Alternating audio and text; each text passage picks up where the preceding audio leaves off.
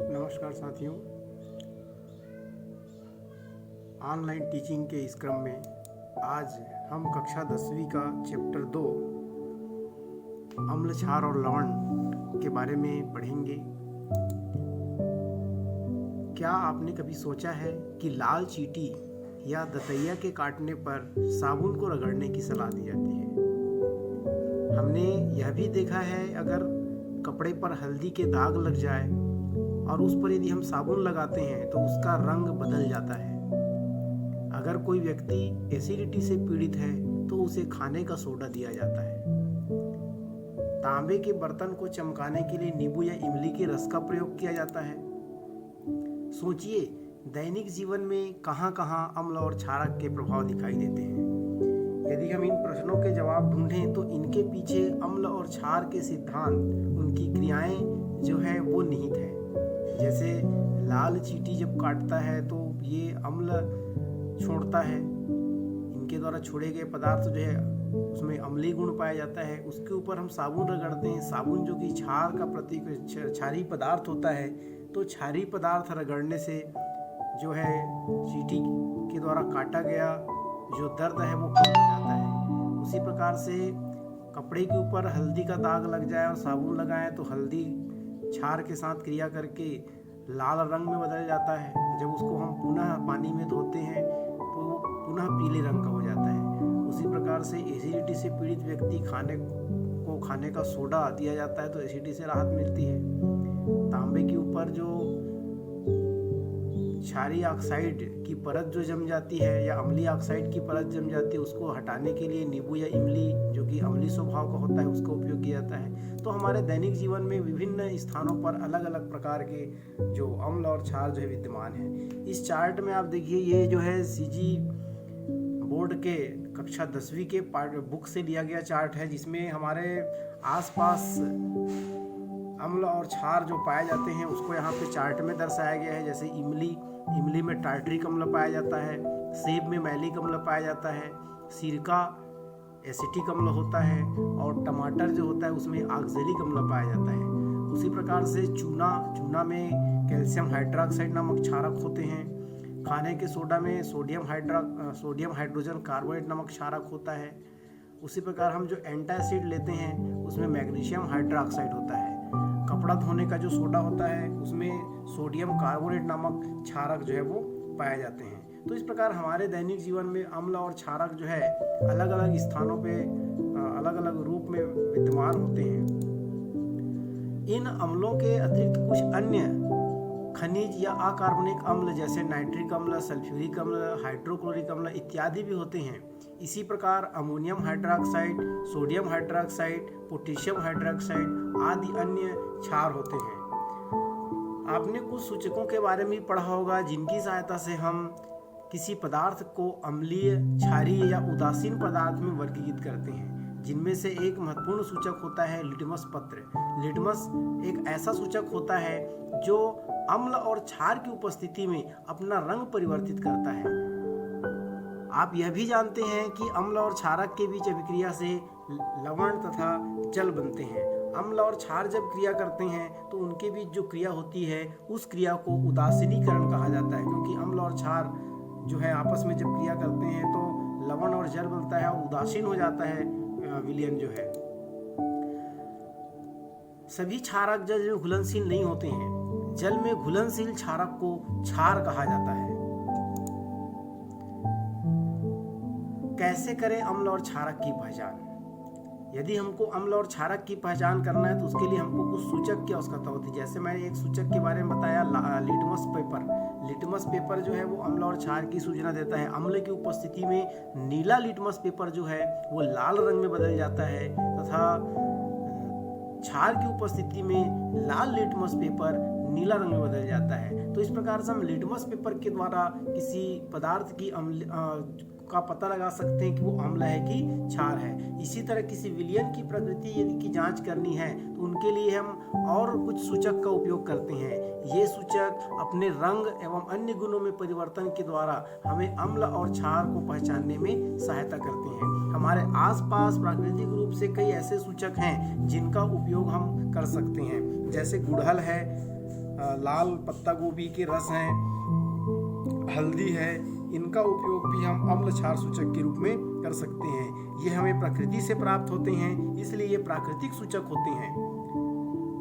ये अम्ल और क्षार को पहचानने में हमारी मदद करते हैं। इन प्राकृतिक सूचकों के अलावा कुछ अन्य रासायनिक सूचक भी होते हैं, जैसे मेथिल रेड, मेथिल ऑरेंज, फिनाप्थेलिन आदि कुछ ऐसे सूचक हैं जिनका उपयोग भी हम कर सकते हैं अम्ल और क्षार की पहचान करने में। हम अपना सूचक खुद बना सकते हैं, जैसे काला जामुन है, कनेर का फूल है, हल्दी है, कचनार है इत्यादि में से किसी एक को सफ़ेद कागज पर रगड़ते हैं और उस पेपर को अम्ल क्षार पहचान सूचक के रूप में हम प्रयोग में ला सकते हैं। जैसे हल्दी है, हल्दी को हम जल में घोल करके उसको एक पेपर में रंग देते हैं। जब पेपर सूख जाता है तो उस पर अम्ल और क्षार के विलयन में हम डुबा करके उसके द्वारा हम अम्ल क्षार की पहचान कर सकते हैं। यदि हम उसको क्षार के विलयन में डुबाते हैं तो जो पीला रंग का जो हल्दी होता है वो लाल रंग में परिवर्तित होता है। इस प्रकार से ये जो लाल रंग वाला जो हल्दी का जो सूचक पत्रक बना, उसके लिए हम क्षार के विलयन में डुबाते हैं, अम्ल के विलयन में डुबाते हैं तो वो जो है वापस पीले रंग का हो जाएगा। तो इस प्रकार से हम अम्ल और क्षार की पहचान हल्दी के द्वारा तैयार किए गए सूचक से कर सकते हैं। सूचक अम्ल और क्षार के साथ क्रिया कर नए प्रकार के पदार्थ बनाते हैं, जिसके कारण रंग में परिवर्तन होता है। क्या आप जानते हैं कि हमारे आसपास कुछ ऐसे भी पदार्थ हैं जो अम्ल और क्षार के साथ अपनी गंध में परिवर्तन के द्वारा सूचना देते हैं? ऐसे सूचकों को घ्राण सूचक या गंधी सूचक कहते हैं। जैसे प्याज, वैनिला, लौंग, ये कुछ ऐसे पदार्थ हैं जो घ्राण सूचक होते हैं। चलिए इनके लिए क्रियाकलाप हम समझने का प्रयास करते हैं। प्याज जो घर में आसानी से उपलब्ध होता है, इस प्याज को हम सफ़ेद कागज पर रगड़ते हैं और इस कागज के 3 टुकड़े करते हैं। पहले टुकड़े पर हम 1 बूंद हाइड्रोक्लोरिक अम्ल और दूसरे टुकड़े पर हम 1 बूंद सोडियम हाइड्रोक्साइड की डालते हैं। जिस टुकड़े पे हम हाइड्रोक्लोरिक अम्ल डालते हैं उस टुकड़े को हम तीसरे टुकड़े जिसमें हमने किसी प्रकार की पदार्थ नहीं डाला है उसके साथ उसकी गंध की तुलना करते हैं। हम देखते हैं जिस टुकड़े में हम हाइड्रोक्लोरिक अम्ल डाले हैं उसका गंध गायब हो जाता है और दूसरा नंबर का टुकड़ा जिसमें हमने सोडियम हाइड्रोक्साइड डाला है उसकी गंध जो है वो बरकरार होती है। तो इस प्रकार से हम अम्ल और क्षार में पहचान इस प्याज के द्वारा भी कर सकते हैं, केवल सूंघ करके। पहले तथा दूसरे टुकड़े के कागज की गंध की तुलना हमने जिस प्रकार से किया, इसके आधार पर हमने ये पहचान किया। तो इस प्रकार प्याज के अलावा कुछ और भी पदार्थ जैसे वैनिला, लौंग, इनके द्वारा भी हम जो है घ्राण सूचक तैयार कर सकते हैं।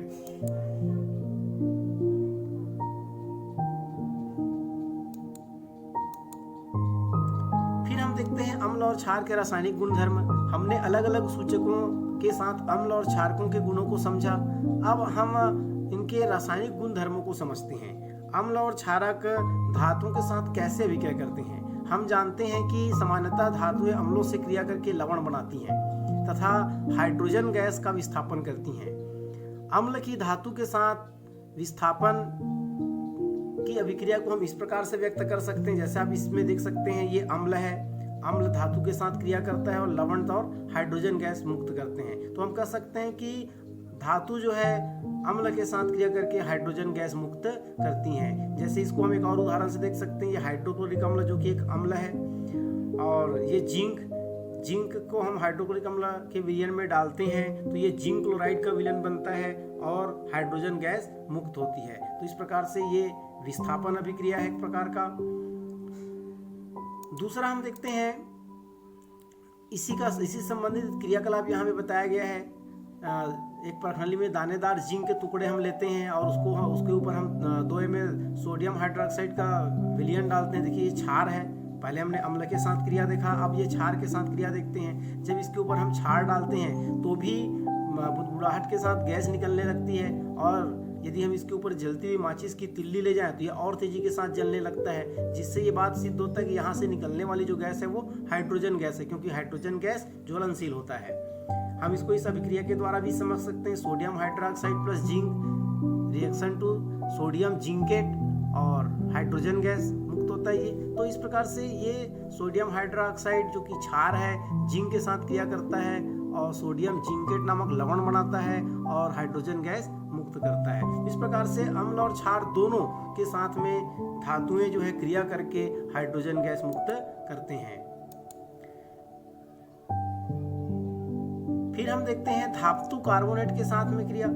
धातुओं के जो कार्बोनेट होते हैं, जैसे यहाँ पे हम देख सकते हैं सोडियम नामक जो धातु है उसका कार्बोनेट सोडियम कार्बोनेट या सोडियम बाइकार्बोनेट, इनके साथ हम अम्ल की क्रिया देखते हैं। तो अम्ल जो है धातु कार्बोनेट साथ क्रिया करके लवण बनाते हैं, सोडियम क्लोराइड नामक लवण बना रहे हैं, जल के अणु बनते हैं और कार्बन डाइऑक्साइड मुक्त होती है। इसको भी हम एक क्रियाकलाप के द्वारा समझ सकते हैं। जैसे एक प्रश्नावली में हमने 0.5 ग्राम सोडियम कार्बोनेट लिया, उसके ऊपर हम जो है थिसिल फनल की सहायता से हाइड्रोक्लोरिक अम्ल डालते हैं बूंद बूंद करके। जैसे इसके ऊपर हाइड्रोक्लोरिक अम्ल आता है, इस हाइड्रोक्लोरिक अम्ल के साथ में ये क्रिया करते हैं इस प्रकार से, और क्रिया करके बुदबुदाहट के साथ गैस मुक्त करते हैं। इस गैस को हम जो है चूने के पानी में प्रवाहित करते हैं, तो चूना का जो पानी है वो दुधिया हो जाता है, जिससे ये प्रमाणित होता है कि इससे निकलने वाली जो गैस है वो कार्बन डाइऑक्साइड है। तो इस प्रकार से ये धातु कार्बोनेट अम्लों के साथ में क्रिया करके लवण बनाते हैं, संगत लवण, और कार्बन डाइऑक्साइड गैस छोड़ते हैं तथा जल का निर्माण करते हैं। फिर अगला है क्षारक अधात्विक ऑक्साइड के साथ कैसे अभिक्रिया करते हैं।